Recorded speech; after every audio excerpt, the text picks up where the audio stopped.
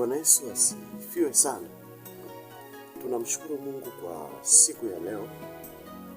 Siku ya leo imekuwa ni siku ya baraka, lakini pia imekuwa ni siku ambayo Mungu ameiruhusu mimi na wewe tuweze kuwepo hapa.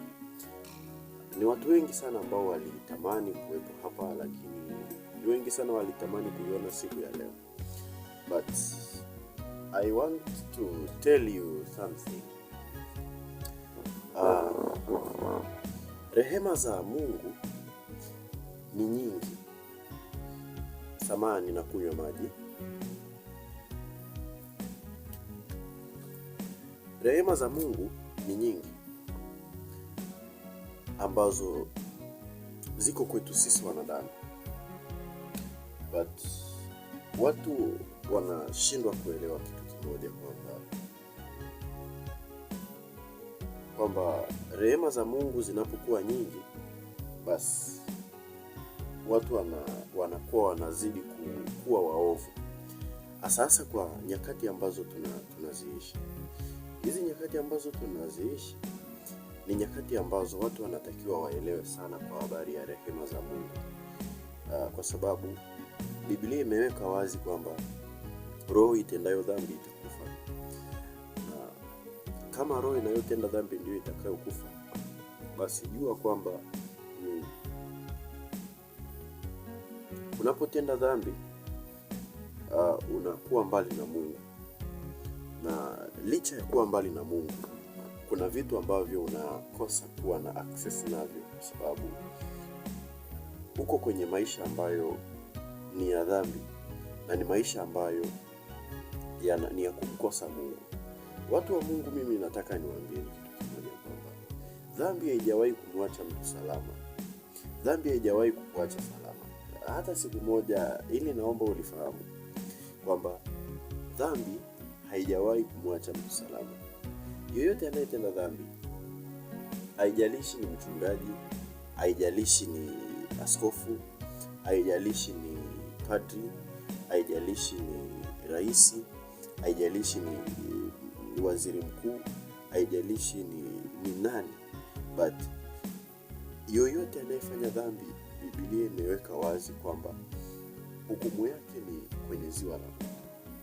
Sasa mimi naomba tusaidiane kitu kimoja, kwamba dhambi ni nini na kwa nini Yesu alikufa msalabani. Dhambi ni uasi ambao anaufanya mwanadamu baada ya kuingiliwa na roho ya giza, kwa sababu hauwezi kufanya dhambi ikiwa roho ya giza iko ndani yako, kwa sababu roho ya giza inamuoperate mtu kufanya dhambi. Roho ya giza inamuongoza mtu kuishi kwenye maisha ambayo ni ya dhambi na ni maisha ambayo ni mabaya. Sasa mtu wangu, wewe unafikiri dhambi itakuacha salama? Ikiwa ni uzinzi, hauwezi kukuacha salama. Ikiwa ni masturbation, haiwezi kukuacha salama. Ikiwa ni kujichua, hakuwezi kukuacha salama.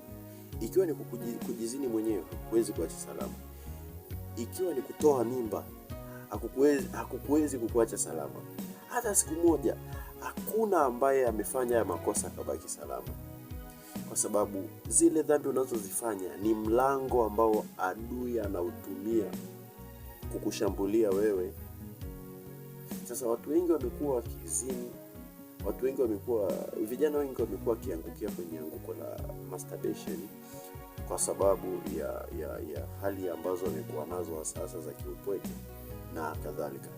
But naomba uelewe jambo moja, kwamba unapofanya makosa ya namna hii, kwanza yanakufanya roho yako inakosa access na Mungu. Hilo ni jambo la kwanza. Roho yako inakosa access na Mungu. Na jambo la pili, nitakufafanulia Biblia inaposema kwamba roho itendayo dhambi ndio itakayokufa. Sasa roho itendayo dhambi inakufanya ikiwa roho haifi. Nataka nikupe jambo moja, kwamba roho kutenda dhambi kufa kwa roho iliyotenda dhambi ni kutengwa mbali na Mungu. roho inayotenda dhambi inatengwa mbali na uwepo wa Mungu.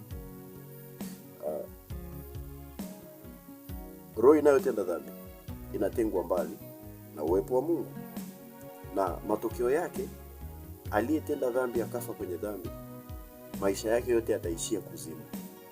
Mimi ngoja niwaweke wazi, kuzimu ipo.